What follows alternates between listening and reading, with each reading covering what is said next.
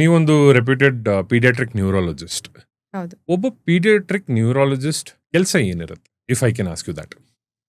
So paediatric neurology ಅಂತ ಅಂದ್ರೆ ಮಕ್ಕಳಲ್ಲಿ ನರರೋಗದಲ್ಲಿ ಬರುವಂತ ಸಮಸ್ಯೆಗಳನ್ನ ನಾವು ಡೀಲ್ ಮಾಡ್ತೀವಿ. ಓಕೆ. ಇದು ನಾರ್ಮಲ್ ಅಂದ್ರೆ ಮಕ್ಕಳ ತಜ್ಞರು ಇರ್ತಾರಲ್ಲ ಪಿಡಿಯಾಟ್ರಿಷಿಯನ್ಸ್, ಹೌದು. ಅದರಲ್ಲಿ ಒಂದು ಸಬ್ ಸ್ಪೆಷಾಲಿಟಿ. ಹ್ಮ್. ಇದರಲ್ಲಿ ನಾವು ಏನ್ ತೊಂದರೆಗಳು ನೋಡ್ತೀವಿ ಅಂದ್ರೆ ಮೆದ್ಲು, ಬ್ರೈನ್ ರಿಲೇಟೆಡ್ ತೊಂದರೆಗಳು, ಹ್ಮ್. ಹೋಲ್ ನರ್ವಸ್ ಸಿಸ್ಟಮ್ ಅಂತೀವಿ. ಹ್ಮ್. ನರ್ವಸ್ ಸಿಸ್ಟಮ್ ಅಲ್ಲಿ ಏನ್ ಬರುತ್ತೆ, ನರಮಂಡಲದಲ್ಲಿ ಏನ್ ಬರುತ್ತೆ ಅಂದ್ರೆ ಮೆದ್ಲು, ಸ್ಪೈನಲ್ ಕಾರ್ಡ್ ಮತ್ತೆ ನರ್ವ್ಸ್, ನರಗಳು, ಅದರಿಂದ ಹೋಗಿ ಕನೆಕ್ಟ್ ಆಗುವಂತ ಮಸಲ್ಸ್. ಹ್ಮ್.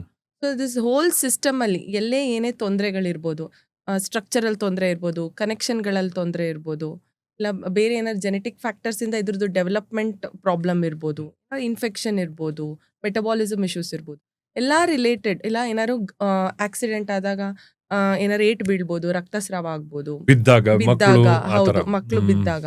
ಸೊ ಇವೆಲ್ಲ ಎಲ್ಲ ನರಮಂಡಲದ ಎಲ್ಲಾ ತೊಂದರೆಗಳನ್ನ ನಾವು ಪೀಡಿಯಾಟ್ರಿಕ್ ನ್ಯೂರಾಲಜಿಯಲ್ಲಿ ಡೀಲ್ ಮಾಡ್ತೀವಿ. ಮತ್ತೆ ಇನ್ನೊಂದು ಮಿಸ್ಕನ್ಸೆಪ್ಷನ್ ಏನಿರುತ್ತೆ ಅಂದ್ರೆ ಬರೀ ತೊಂದರೆ ಅಷ್ಟೇ ಅಲ್ಲ, ನಾರ್ಮಲ್ ಬ್ರೈನ್ ಡೆವಲಪ್ಮೆಂಟ್ಗೂ ನಾವು ಪ್ರೋತ್ಸಾಹಿಸ್ತೀವಿ. ಹೆಂಗೆ ಒಂದು ಮಗುಗೆ ಆಪ್ಟಿಮಮ್ ಆಗಿ ಒಂದು ಮೆದುಳು ಬೆಳವಣಿಗೆ ಹೆಂಗೆ ಆಗಬೇಕು, ವಯಸ್ಸಿಗೆ ಮಾಡೋವಂಥ ಚಟುವಟಿಕೆಗಳು ಕರೆಕ್ಟಾಗಿ ಹೆಂಗೆ ಕ್ಯಾಚಪ್ ಆಗಬೇಕು, ಅದಕ್ಕೂ ನಾವು ಟ್ರೈನಿಂಗ್ ಕೊಡ್ತೀವಿ. ಏನಾದ್ರು ಮೈಲ್ಡ್ ಆಗಿ ಡಿಲೇ ಇದ್ರೆ, ಬರೀ ಮಾತಲ್ಲಿ ಸ್ವಲ್ಪ ನಿಧಾನ, ಇಲ್ಲ ನಡೆಯೋದು ಸ್ವಲ್ಪ ಲೇಟು, ಮೈಂಡ್ ಬಿಹೇವಿಯರ್ ಇಶ್ಯೂಸ್ ಏನಾದ್ರು ಇದ್ರೆ ಅದನ್ನು V deal with it. Okay.